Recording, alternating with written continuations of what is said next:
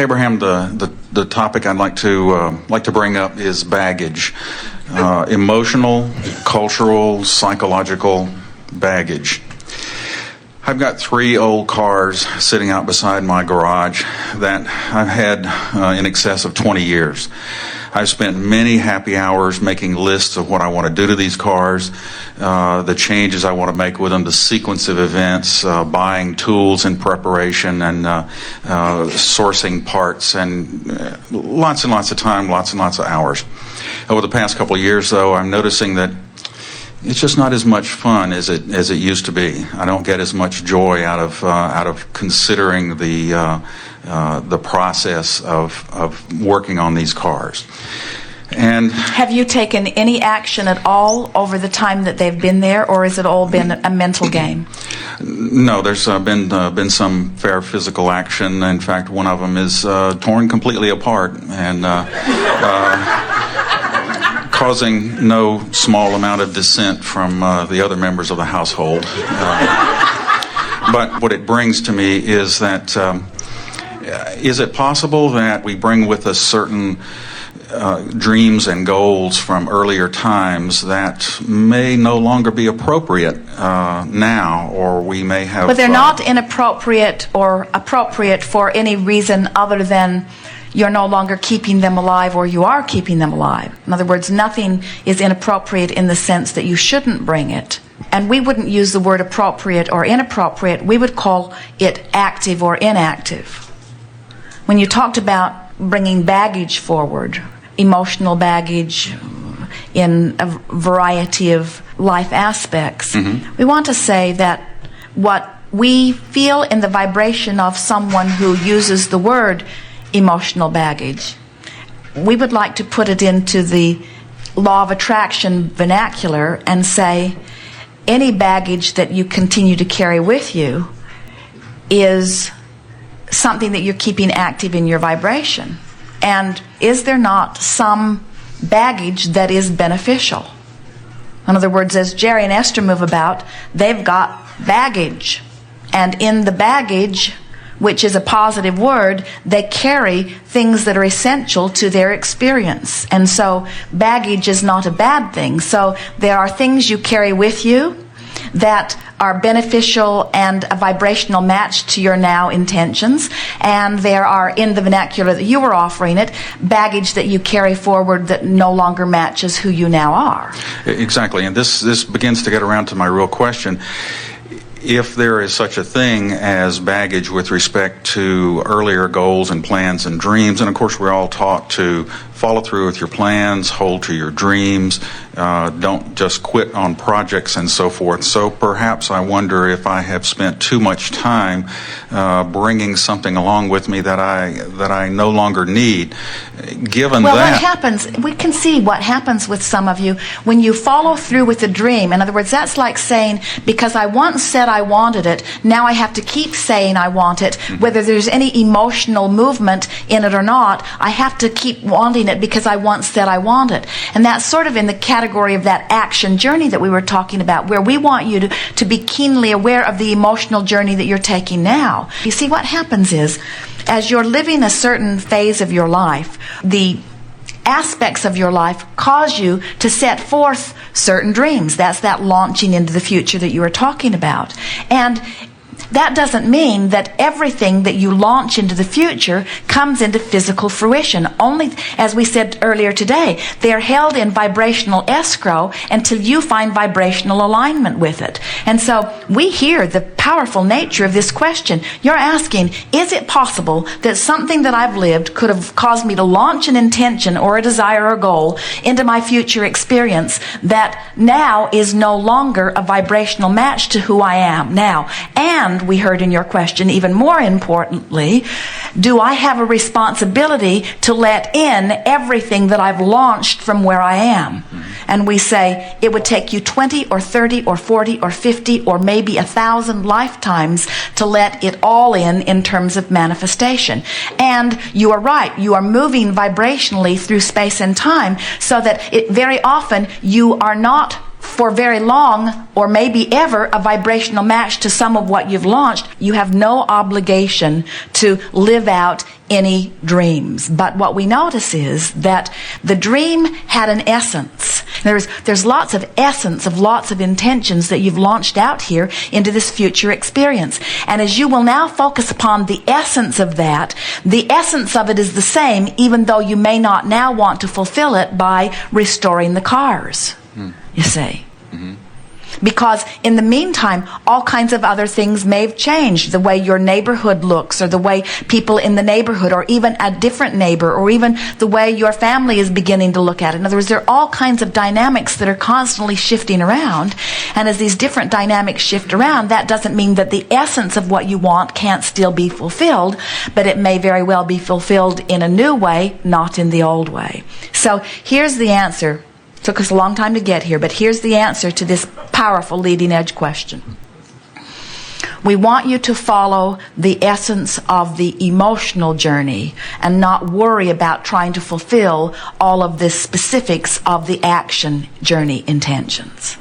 So that plays out to be something like, well, I still want to feel good, and I still want to have time to myself, and I still want to feel progressive and productive, and I still like to fiddle around with things, and I still like to focus, and I still like to make progress, but the way in which I do it can be varied. Is there any need then to periodically strip away the stuff that we have learned to be able to see who the real person is, or what our basic desires are currently? Well, it's what the process of caring about how you feel actually does. If you have a desire and a belief that matches it, then it is. But if you desire something that you don't believe or don't expect, then it's not going to be for now. And so your work is to bring your desire and your belief into the same vibrational place, you see. Your desires are being launched constantly. And your work is to get yourself feeling as good as you can feel moment by moment. And then the universe will yield to you all of these things that you've been asking for in even better demonstration than you could even have imagined them to begin with. In other words, the universe knows so much more specifically the timing and the specifics and the details of what you're asking for, even more than you do, because the universe has been listening to every intention that you've uttered from every life experience that you have lived. Everything and more that you have ever imagined or wanted is out there waiting for you to chill out and let it in. And it will come in ways that in some cases will surprise you, but in every case will delight you when you get into that place of just relaxing and allowing it to be. The conditions and the situations are always moving around, and the only thing that you have any hope of stabilizing is your own vibrational output, which is everything, because that output equals what comes back to you, you see. So if you're concentrating on dealing with the nucleus of the vibrational center that is your point of attraction, which in simpler terms says you care about how you feel and you try to feel good, then things have to work out well for you. So let's talk about it in very practical terms relative to the question that you just asked. So you look out into this space and you see these cars that are not only not yet running, but they're more torn apart than they've ever been. And you have an option of seeing that as something that is pleasing to you or displeasing to you. In other words, you can beat up on yourself and say, I'm not disciplined. I wanted it, but I'm not organized. You could beat up on yourself and say, I'm a menace to my own neighborhood. You could beat up on yourself and say, these cars are just getting older and rustier and less likely to ever run than ever. Or you could say, this is a project that I have been enjoying. This is a project that has brought me pleasure. If I never bring them into running order, still they have been someplace for me to focus. You can look on the exact situation and you can choose to feel good or you can choose to feel bad. And what we're suggesting is always choose to feel good, always choose to feel good, always choose to feel good, always choose to feel good. And in time, everything in your life will clean itself up. If you can choose to feel good about that, clarity will return. If you can choose to feel good about that, people who have vintage parts will show up in your experience. If you can choose to feel good about that, someone who wants a project like this, who's been looking for something to do, will want to come and play with you. Those cars will put themselves back together if you choose to feel good. We're not kidding you.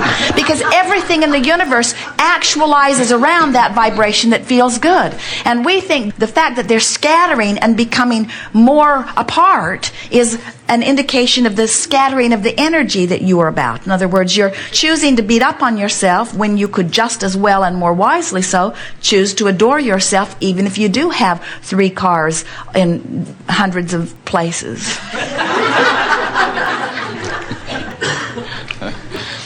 Thank you very much, Abraham.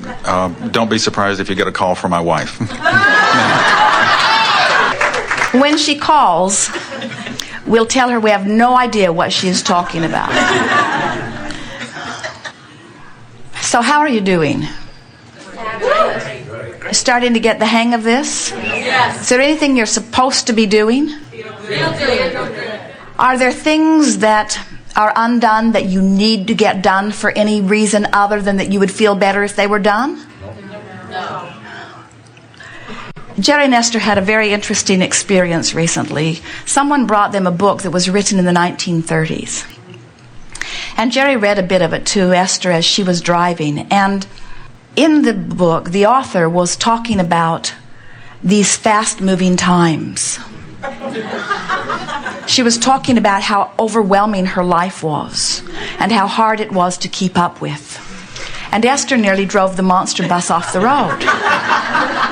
She had been dealing with internet situations and networking situations and new software situations and trying to integrate her peak program with operating system 10. She'd been talking to technical support. And here is a woman from the 1930s who is struggling to keep up with her leading edge place. And Esther said, "This is fascinating. When we're on the leading edge, we're always on the leading edge.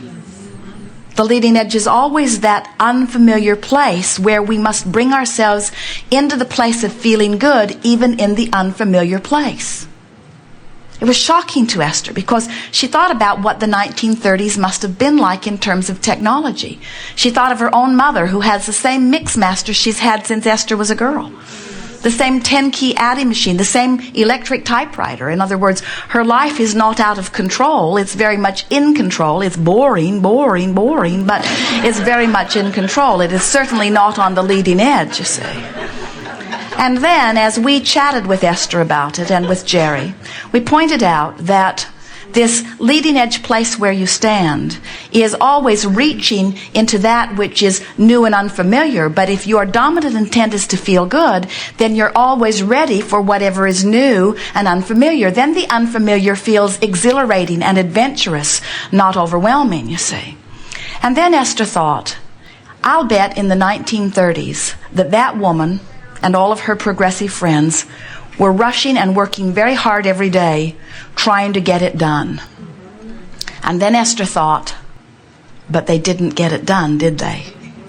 In other words, do you know how much has happened since 1930? Do you know how much they didn't get done? And doesn't that make all of her angst and worry that she was involved in back there seem sort of pointless? And doesn't it make all of your angst and worry about what you need to get done sort of pointless? Because, friends, you're not ever going to get it done. You don't get it done. It isn't here to be gotten done.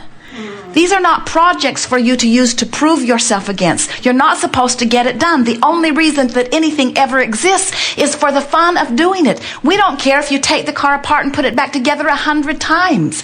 Getting it done is not the prize. It's the process of playing with it, you see. And so, when you start getting it, that life experience is about the experience of what you're doing with it now, how you feel as you think the thought, how you feel as you say the words, how you feel as you move the action, how you feel as you are focused in this moment. That's what life is.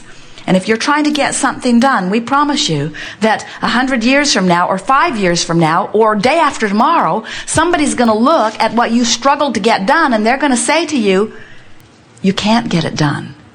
So we give this to you in an effort to get you to relax a little bit and start enjoying the journey, because this is a journey without end.